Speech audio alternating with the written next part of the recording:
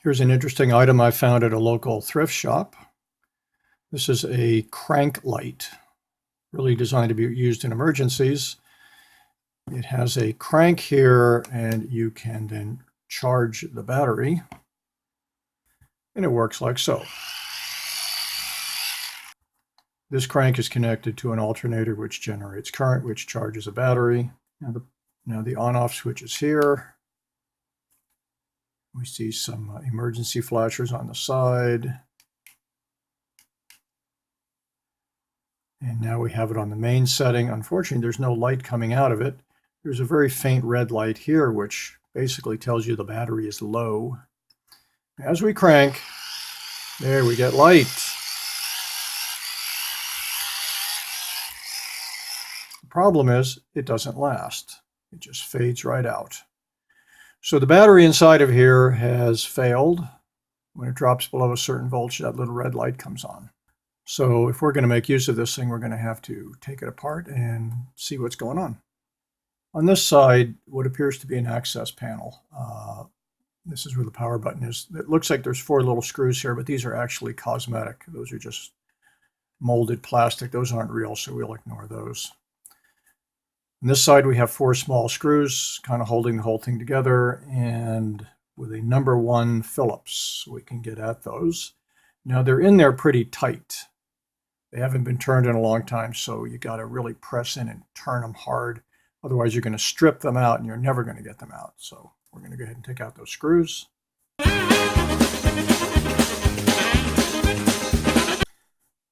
Always a good rule of thumb, you know, is to have some sort of a container to hold these screws in. If these things fall into the carpet, you're going to have a hard time finding them. I keep these old pill jars around for just that purpose. Now with the screws out, let's see if we can pry this thing open. Let's start at this end, and it appears to be coming open.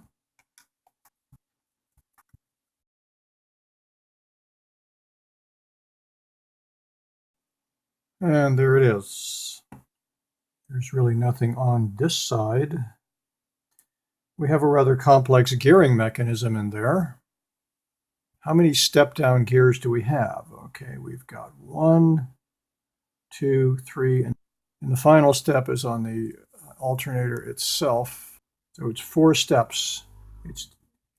So the final motor is actually turning quite fast. And here is our failed battery. We've got it hooked up to a voltmeter here. Let's see.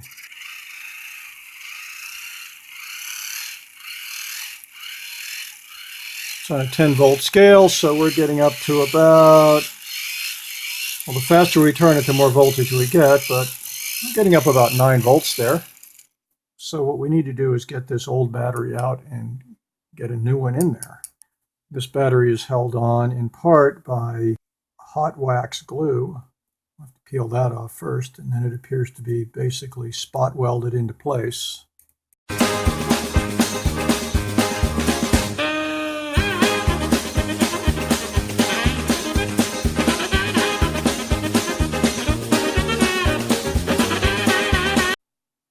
The battery here is a lithium-ion battery, part number LIR2450.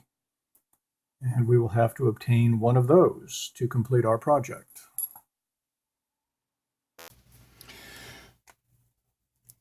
Our replacement LIR2450 battery has arrived, and it already has the tabs on it that we need. That makes it very convenient, an exact replacement.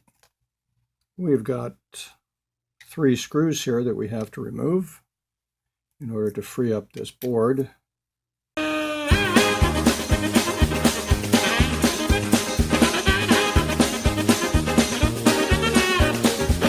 We shall remove this lens to kind of get it out of the way, exposing our LEDs. Now the trick is to get this thing apart without having all these gears fall out.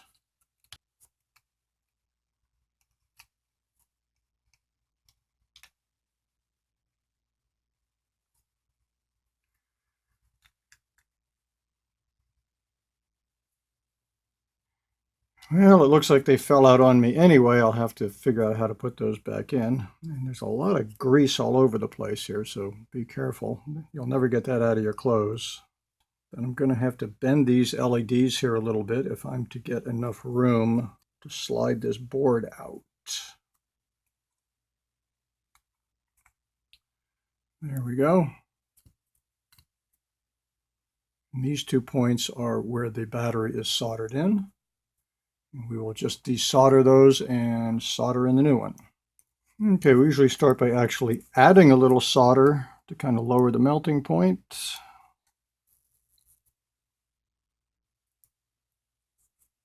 Let's see if we can suck it out now. Okay, with the solder removed, our battery should just lift right out, and it does. Now we shall just slip in the replacement and solder it in.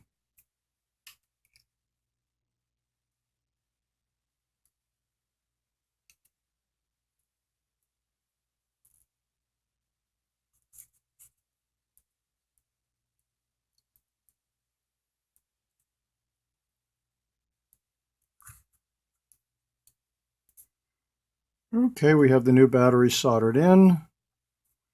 And this battery came with some charge on it, so we can probably just test it right now. And yeah, good. So now it's just a matter of buttoning it up.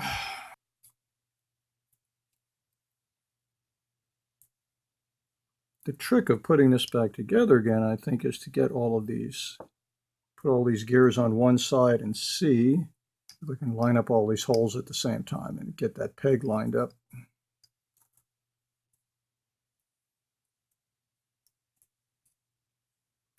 Well, it took a little finagling, but I finally got everything lined up. And we'll just got to put our screws back in.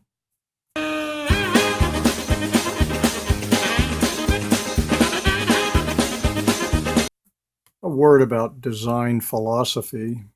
Here we have a flashlight that can be charged with a hand crank, a great device to have in the event of an emergency, but I think this thing is fundamentally flawed.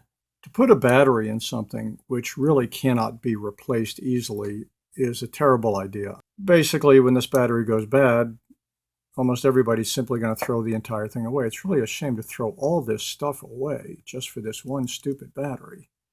I don't know why they can't put a little hatch or something that you can pop a battery in or out.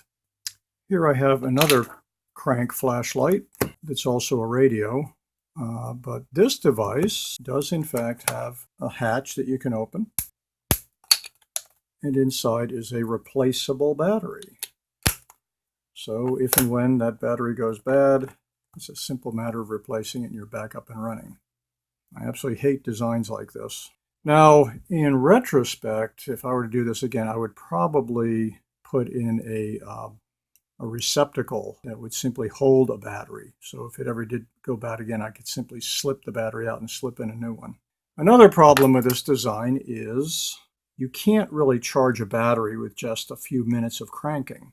Really, if you're going to put a full charge on this thing, you're probably going to have to crank this thing for like an hour. Who's going to do that?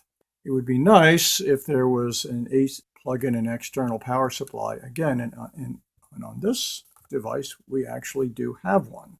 You can actually plug in an external power supply, so you can put a full charge on that battery, and you can also charge it with solar cells. Not in this case. So you crank it for a few minutes, you might put a 5% charge on this thing. So it's going to sit undercharged all the time. I also thought about putting in a supercapacitor instead of the battery. You'll fully charge a supercapacitor in just a few cranks. And that'll keep you up for a few minutes, and then you just crank it again when you have to. This whole design here is just so fundamentally flawed. I really can't recommend purchasing one of these. Okay, now with everything lined up, it's just simply a matter of putting this top back on.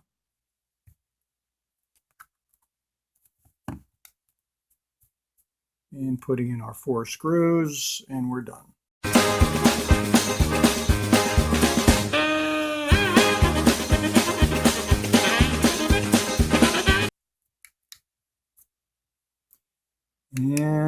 we're up and running once again.